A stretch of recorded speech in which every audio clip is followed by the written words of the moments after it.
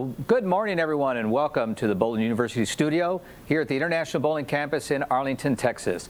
I'm Bart Berger, and I'll be your host for this edition of the Bowling University Tuesday Morning Profit Break. Thank you for joining us. The Tuesday Morning Profit Break is an opportunity for sharing insights on how to grow revenue, reduce costs, enrich yourself, your team, and your business. Welcome to our new viewers, and welcome back to those of you joining us again. Thank you for taking a few minutes out of your busy day. Grab your coffee or your favorite morning beverage, and let's get started improving your profitability.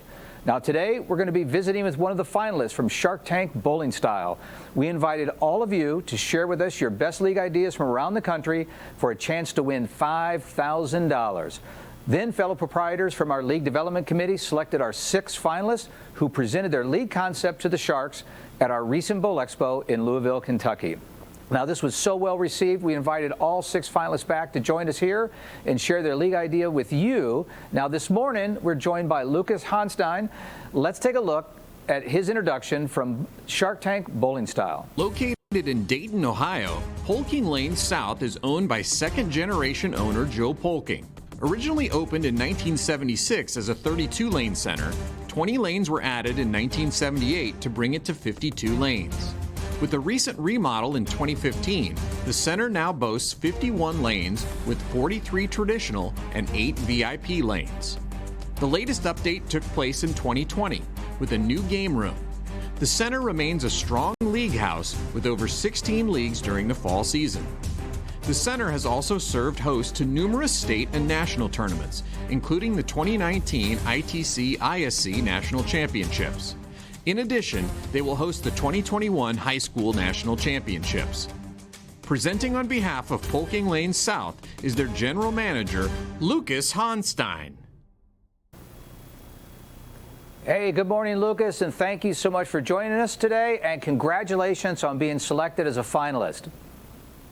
Good morning, Bart. Thank you. Happy to be here. Awesome. Well, hey, before we get into the awesome league idea that you're going to share, let's talk first a little bit about your experience of going in front of the Sharks with that large of an audience. Tell us about how that was for you. Yeah, it was an awesome experience. It was, it's always great to get out at Bowl Expo, see everyone, all the old faces, people you don't get to see all year round. So getting up in front of the crowd, a little intimidating at first, but Sharks were great. What I was most impressed with is, kind of going backstage, seeing what you guys do to put together something like that. It was an experience, and hopefully next year we get to do it again. Yeah, well, thank you. You did a great job. I love seeing the young guns up there. Love seeing you slayed it. You did a great job. I know it's 500-600 people. It can be a little nerve-wracking. Sharks can be a little nerve-wracking. You did great. You should be very proud of yourself, and it's a great. But now let's talk a little bit about your league concept, because you've got an exciting league concept that I think many of our viewers today are probably going to want to give a try there. So let's start with first, where did this idea come from? How did you come up with this idea? Yeah, this idea, this kind of happened organically, kind of a brainstorm session. We were sitting around in one of our managers' meetings, and, we've tried pizza and beer leagues in the past, and we've had some success, some have gone, some haven't. It kind of seems like that's kind of died out a little bit for us. So we thought, what do we do to revamp this? How do we kind of switch it up, change it up, get some new people in, new ideas? So we thought, why not tacos and margaritas, the Taco Tuesday thing, play off of that. It's huge on social media. There's a ton of taco memes and GIFs and Facebook posts and Instagram posts and things like that. So, it was just kind of a no-brainer. We said Tacos Tuesdays. We had an opening on that night, so we just kind of plugged it in and ran with it. Yeah, I love it. I love it. So let's talk from the guest perspective. If I was at your center and you were greeting me at the front counter and you were promoting this league concept, give me the 60-second elevator pitch on what is the tacos and margarita program. Sure. So basically, my real quick pitch is, you like good food, you like good drinks, you like to have a good time, then this is the league for you. The way it works out is, every bowler gets 2 tacos. This is the way we did it. They get 2 tacos, 2 margaritas, and 2 games of bowling. So we kind of aimed this at a date night sort of thing.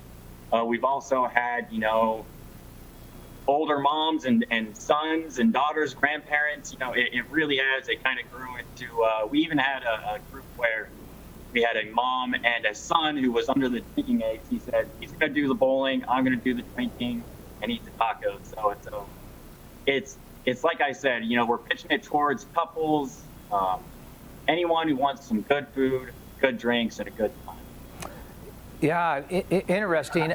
I saw that you do a 2-game format. So tell me a little bit about, was there any thought process that went into, why 2 games versus maybe the more traditional 3 games that we might see in most programs?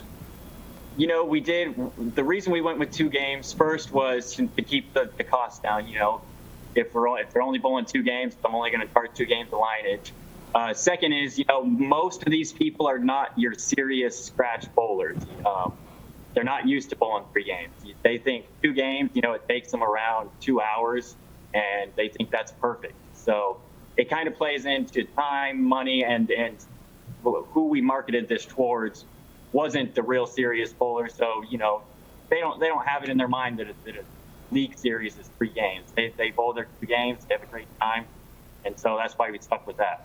Yeah, I love that. I think it's a great point for our audience today to remember that in our mind, if you've grown up in this business, we've always thought of as a league as a 3-game concept. There's nothing wrong with that. But the reality is a league can be made up of any type of games in order to get together and have fun, depending on that. So I love that. So great. So you got me from the consumer side. I'm ready to sign up. So if we were sitting with a group of proprietors and talking about some of the operational aspects of this, kind of walk us through the as a manager or proprietor, some of the elements of this program and how it works. Yeah, so the first thing we look at is what's our cost of it, really. This league is as so many of the other pizza and beer leagues were previous. It's very customizable. You can plug and play whatever works for your center. So with us, we have a full bar here, so we're able to make mixed drinks, margaritas. We went with just a well tequila, again, keep the cost down. We buy, we're lucky enough here to have a real nice VIP suite, as you can see behind me. We do a lot of catered food, so we just kind of pulled, we did a taco bar with that already. We kind of pulled a dish that we were already making, kind of spiced it up a bit, added some new flavors to it. We changed it up. 2 weeks we'll have chicken, the next 2 weeks we'll have beef. So it really was just kind of figuring out what did we already do, how can we kind of put a twist to it and make it work and fit it in and make the cost and everything work out. And that's again where the 2 games came into play is, for $22, these bowlers are getting 2 drinks, 2 tacos, and they're pretty good sized tacos and 2 games of bowling. So we wanted to be a value. We wanted the customer to perceive value, but also still be able to, obviously make a profit. That's what we're here to do. Yeah, I love that. Real quick part, I will point out that we've noticed that, 50%, if not more, of the bowlers, they seem to come back and they get another drink. They get, maybe some French fries or other things like that. And that was also the goal. We don't want to stuff them, pull them above tacos. We don't want to fill them to the gills with margaritas. We want them to come in and buy another drink, have another snack, that sort of thing. No, that's a great ad, Lucas. Thank you. So, what you're getting is that price point at $22, you as the operator are generating almost all of that in revenue for you, whether it's through drinks or food or, in this case, 2 games of lineage and the incremental sales that go along with that. So I noticed one of the things that you shared with the Sharks there was your ability to keep it customizable, that while your program was Taco Tuesday, it didn't necessarily need to be Taco Tuesday. So share some of the other, I know you had a couple of different concepts you shared as well. Absolutely. So, and this, we kind of thought of this beforehand because Tuesdays on the summer are slow, and that's when we started this league. We wanted to get people in here on Tuesday night, so Taco Tuesday worked out perfect. Here in the fall, here come next week, we have a full house on Tuesday nights, not including our Taco Tuesday league. So, we tried to think of how can we kind of mold this and make this fit on a different night. And so, we brainstormed, we came up with some things. My wife shot me the idea, what do you think of Friday Fiesta and Monday margaritas and tacos? So that was kind of my big pitch to the Sharks is this is extremely customizable. It is only the limits for your imagination. What can you come up with?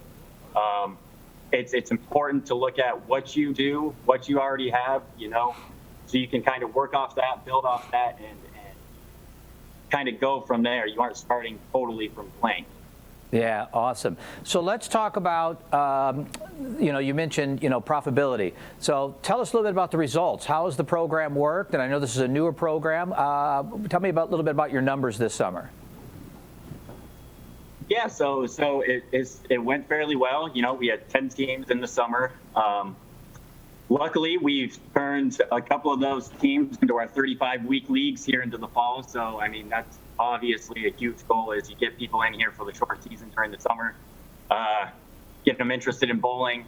They have a good time, and they want to bowl even more. So that was a big bonus to it is turning some of those teams over into our 35-week leagues. And, we're getting ready to roll out another one. I believe we're going to do a Friday fiesta.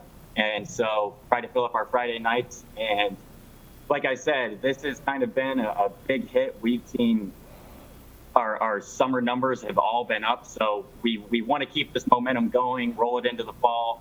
But as we talked before, our Tuesday nights full, what do? Switch them to a Friday, call it Friday Fiesta, maybe do a different drink instead of the margaritas. So we're getting ready to roll that out now. And like I said, I think the main thing is, people come in, they may not be bowlers. They have a good time. They have some good drinks. You get them interested. Then they want to talk about joining a fall league, and that's when you really get them. Those are 35 weeks long, and we like to see those people come in and, maybe hook them for life. So that's kind of the goal, get new people, new faces in here, and I think we accomplished that. Yeah, well, Lucas, great program, great. A lot packed in there. It's customizable. It's easy for the guest to understand. It's easy for the operator to execute. It's profitable, provides a great experience, and you can customize it, to your point, to so many different things. So, hey, one last question for you as we kind of wrap up our time here this morning is, if you were going to share something with fellow managers or operators, kind of something maybe you learned over doing it this first time, or something you say, hey, Bart, make sure if you're going to do this program, you want to do this. Is there any takeaway that you can share with us on maybe a best practice there? I think, like I said, look at what you do well. We had, like I said, we already had kind of a taco established that we knew how to do. We did it well. We got a whiz at bartender that's able to mix up any flavor margarita that we have. So that's kind of where the idea originated, and we decided to go with that. So I would say, look at what your strengths are. What are some things that you do well? How can you kind of tweak them and revamp them and make them fresh? And just promote it. Promote it is the biggest thing. Get out there, promote it, get it on social media, get some flyers out, whatever you got to do. Just promote the heck out of it. Awesome. I love it, Lucas. Great way to wrap up this session. Congratulations again on being a finalist. You did a fantastic job there in front of the Sharks and the team there. Thanks again, Bart. Again, big props to BPAA. I appreciate everything you guys do. Great program, and like I said, fingers crossed, hopefully we can bring it back and do it again next year. Yeah, all right. Well, thanks, Lucas. So hey, everyone, we have an opportunity for you not only to learn more about today's great league idea that Lucas shared with you, but also get a copy of all 98 different league ideas. Just visit bowlinguniversity.net and look for the Shark Tank icon and download all the files, including this great one Lucas shared. As we wrap up another edition of the Tuesday Morning Profit Break, remember that when you're focused on growing people will grow your business. We look forward to seeing you next week at 10:15 Eastern for another great episode of the Tuesday Morning Profit Break. If you have any questions about today's show or like additional information, you can reach us here anytime at education@bpaa.com. And don't forget, your team can watch any of our previous episodes 24/7 by visiting bowlinguniversity.net. Until then, I'm Bart Berger, and remember, do for one what you wish you could do for everyone. We'll see you next week.